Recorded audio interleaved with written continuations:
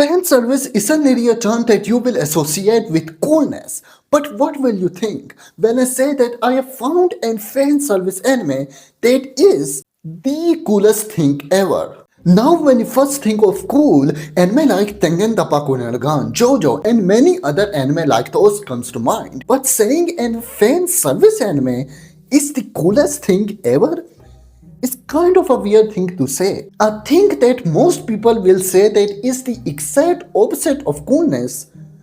Is cool?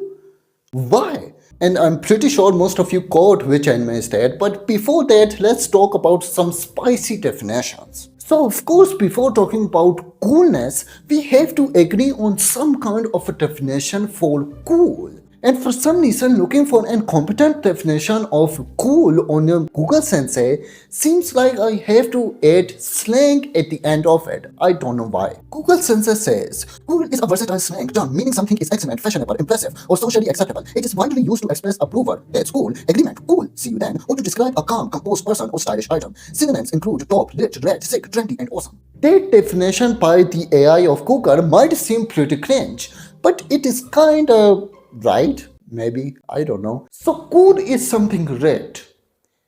But that is pretty cringe. So let's just say our abstract definition of cool in our minds is the right definition of cool. So when you think of that, fan service does not come to mind at all. But there is an anime, and fan service anime, that destroyed all of those preconceived perspective and showed us something much more amazing than it should have been, and that is Mato Seihei no Slave. Now, Mato Seihei no Slave is an anime which came out a few years ago, and to tell you the truth, nobody really fucking cared about it.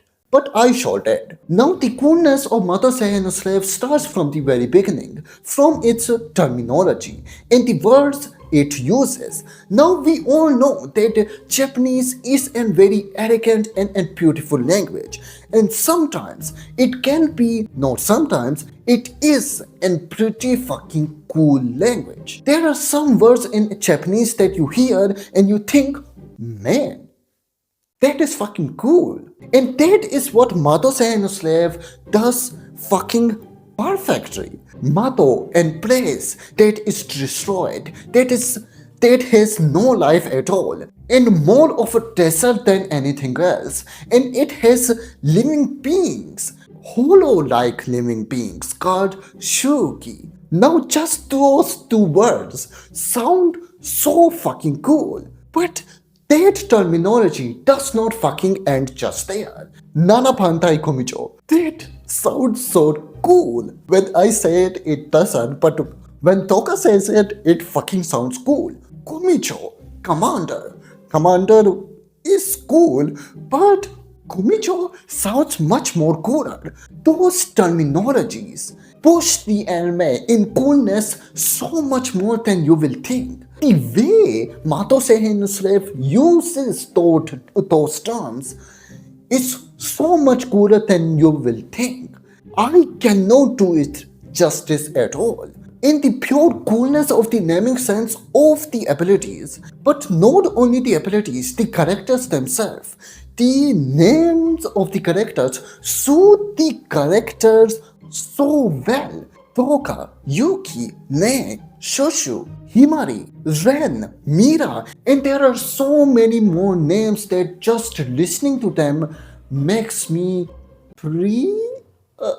I shouldn't say that. But now we are coming to the coolest thing in the anime itself, and those are the abilities. And the abilities are just so cool. First of all, I have to name one of the most coolest abilities, and that is Golden Hour. That was cringe. Now whatever I do will sound and look disgusting and cringe. But when the anime does it, it becomes so much cooler. Now Golden Hour is a very good ability. It is just a time stop ability. But doing a fucking over the top pose for it is fucking cool as fuck. And one of our main characters, Shoshu-chan, uses a size increasing ability or size decreasing. She can control her size. And whenever her height is increasing, the Ultraman things happen. That is so fucking cool. Ultraman, one of the first Japanese things that became popular or got a little bit of attention in the Western audience. Ultraman is fucking cool as fuck. And we of course cannot forget about Himari-chan. Himari-chan is just such a cool character. She might seem the weakest character in our main character group. And Himari being the part of an Azuma clan and being the weakest Azuma give rise to so much potential character development that will happen, and just looking forward to that makes you anticipate and look forward to so many great things. Of course, we cannot forget about our main girl, Kyoka-san. Kyoka-san is fucking cool. She uses a fucking katana. Katanas are cool. Of course they are. And there are many times in an anime, whenever you see a character holding a katana, it does not feel that katana belongs to them. Does not feel like they're a part of the body. But Kyoka-san deals with that katana in such a beautiful way. It feels like it is a part of her body. Many anime try to make it cool and make it correct, but it does not work. And there is a literal character in this anime that can become a fucking Super Saiyan. That's fucking cool, isn't it? Our main boy Yuki. Yuki is the slave and he is great. He has not that much of a character, but he is a great character. He does what he is supposed to. He has a character, unlike most harem ecchi anime. And our main character's power is becoming Shuki. That's fucking cool. Becoming the very enemy they are supposed to fight. That is kinda cliche, but it is fucking cool. And his One-chan is a full-fledged Shuki, and then dealing with losing her and then finding out she has become Shuki, and dealing with those things was just fucking cool and so fucking good. Oh, hey, it's the future me. And as I was editing, I saw little parts of the first season, and I thought that, man, this has so much character. This is so good. It has so much going on for it. And the animation as well is so fucking good. I have forgot everything about the first season. I knew the story, I remember the story, but I forgot how good the first season was. The reason why I fell in love with Mato Seihei's rave. It was so characteristic. The adaptation itself was slow, but that slow adaptation gives the characters room to grow and change and develop, and for me to fall in love with these characters. And Yuki as well. Yuki is such a good character. I have forgot about his aspirations, what he wanted to be, how he wanted to change, what he wanted to do for his sister that was gone. That character, Yuki, is a character, and other characters as well are so good and so characteristic. Yeah, the second season is good and I fucking love it. But for it being a little fast paced, it does not have that characteristic of the first season. It does not give the characters that much room to develop as much. The characters do develop and I do like it, but not as much. It is not that characteristic. And the reason I found Mato Seihei's rave so fucking cool was because of the characters. Yeah, their abilities, the terminologies, everything was cool.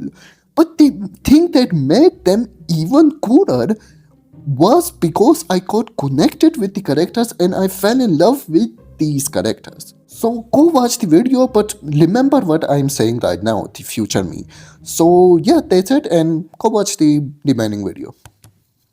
But we have to get into the more cooler season of Mato Seihei's rave, the second season. Now, for some reason, in the second season, the animation is just amplified, and the animation becomes so fucking good. With good animation, it has such good direction. Now, from time to time, the frame changes, and sometimes you can only see the mouth of the character or the eyes. Just like I'm cool as fuck, bro. They didn't look cool when I did it, but when the animator does it, it of course does it with technique that I does not have, and it makes the feeling so much more because the anime physically shows you the thing that you have to focus on, shows you the thing that will get you to feel the most feelings. That is a technique of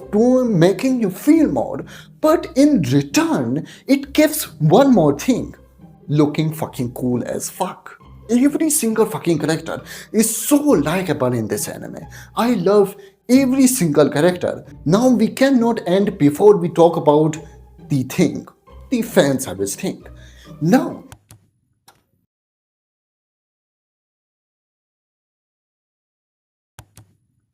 the fan service in most of the fan service anime, yeah, first it is rude and good, it is good to look at, but from time it becomes exhausting. You get bored from it, and it sometimes become even disgusting.